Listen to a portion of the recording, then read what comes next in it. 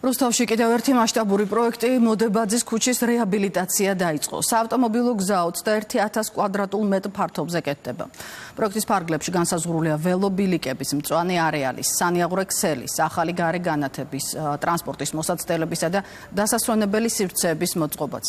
მოდებაძის ქუჩის სრული რეაბილიტაცია შემოდგომაზე უნდა დასრულდეს.